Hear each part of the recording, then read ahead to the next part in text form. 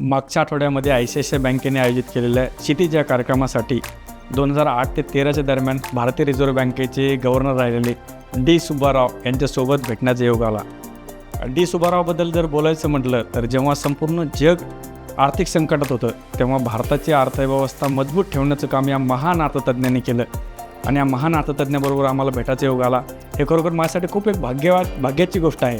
यासाठी ICICI बँकेत जिथं मी माझ्या करिअरची सुरुवात केली होती एक एक्झिक्युटिव्ह म्हणून, त्या बँकेने मला एवढी मोठी संधी दिली की या महान व्यक्तीबरोबर भेटण्याची. त्यासाठी मी सगळ्यात पहिलं तर या बँकेचे state head Abhishek Gupta sir आणि राजे जैन सर यांचं खरोखर धन्यवाद मानतो की त्यांनी मला खूप मोठी संधी दिली. मित्रांनो, या कार्यक्रमामध्ये डी सुब्बाराव ज्या पद्धतीने बोलले, ज्या पद्धतीने त्यांनी आम्हाला सगळ्याला मार्गदर्शन केलं, हे खूप मौल्यवान मार्गदर्शन होते.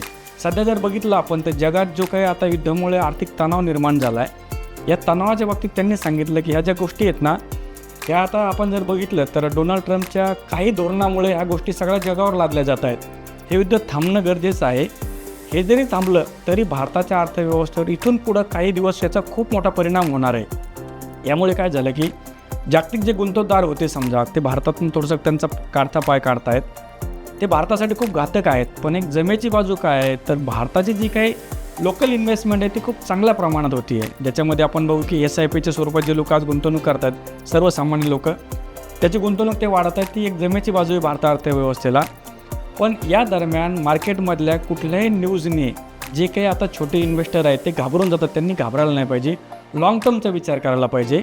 आणि आपण जर बघितलं तर आत्ता त्या गव्हर्नर साहेबांनी ज्या गोष्टी सांगितल्या त्याच्या आम्हाला, ऑइलच्या किमती, गॅसच्या किमतीमुळे जो काही जगभरात तुटवडा निर्माण झाला आहे किंवा ज्या किमती वाढत आहेत ना, ते एक चिंतेची गोष्ट आहे. परंतु सर्वसामान्य लोकांनी थोडासा धीर धरून यातनं बाहेर पडणं गरजेचं आहे. शासनाने पण काही पॉलिसी स्ट्रॉंग राबवणं खूप गरजेचं आहे. ज्या काळामध्ये ते गव्हर्नर असताना काही पॉलिसी त्यांनी केल्या. जग परेशान असताना भारताच्या कुठल्याही, जसं आपण बघू की होम लोनवरती असो किंवा बँक रेटवर असो किंवा महागाईवरती एवढा परिणाम झाला नाही, ती गोष्ट आता करणं गरजेची आहे. पण ही एक, मी असं म्हणाल की त्यांचा जो प्रोग्राम इथं मराठवाड्यात झाला, ही मराठवाड्यातल्या लोकांसाठी एक पॉझिटिव्ह म्हणजे बघण्यासारखा प्रोग्राम आहे. आपण जर बघितलं ना, आज जग जरी परेशानीत असेल तरी जगाचं लक्ष आपल्या संभाजीनगरच्या इन्व्हेस्टमेंटमध्ये आहे. जगाचं लक्ष संभाजीनगरच्या उद्योगावरती आहे. आपण बघितलं तर ज्या काही मोठमोठ्या नामांकित बँका आहेत, जसं आता ICICI बँकेने हा प्रोग्राम ठेवला आहे, SBI असेल, HDFC असेल, कोटक असेल, या सगळ्या बँकांचा फोकस सध्या आपल्या इथल्या DMICवरती आहे. इथं जे नवीन उद्योग आहेत त्याच्यावरती आहे. माझं सगळ्याला सांगणं आहे की या मंदीच्या काळामध्ये तुम्ही ना आम्ही जर याला संधी म्हणून बघितलं, नवीन जे येणारे उद्योग आहेत त्या उद्योगाकडे आपण जर चांगल्या अँगलने बघितलं तर आपण खूप मोठे उद्योग उभा करू शकतो. खूप चांगली गुंतवणूक इथं आपण करू शकतो. खूप तरुणांना काम मिळू शकतं आहे.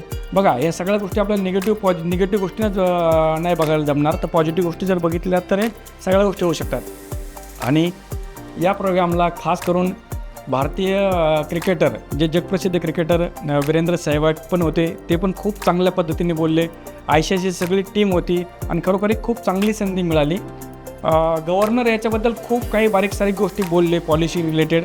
त्याच्या बाबतीत मी एक सेपरेट व्हिडिओ बनवणार आहे, ज्याच्यामध्ये एक 20-25 मिनटं त्यांनी जे काय आम्हाला मार्गदर्शन केलं, जे माझ्या बुद्धीला पटलं किंवा जे आमच्यासारखे काही लोकांना आहे त्यांच्याकडनं सगळ्याकडनं माहिती घेऊन नक्की त्याच्यावर आपण एक चांगला व्हिडिओ बनवू, जेणेकरून तो सगळ्यांच्या फायद्याचा असेल. सगळ्या बिझनेसमॅनला एकच सांगेल की आत्ता जरी ही चेन डिस्टर्ब झाली असेल, सप्लाय चेन ही लवकरच सुधारेल. फक्त धीर धरा आणि आपण पॉझिटिव्ह अँगलने सगळ्या गोष्टीकडे बघू. धन्यवाद मित्रांनो. थँक्यू.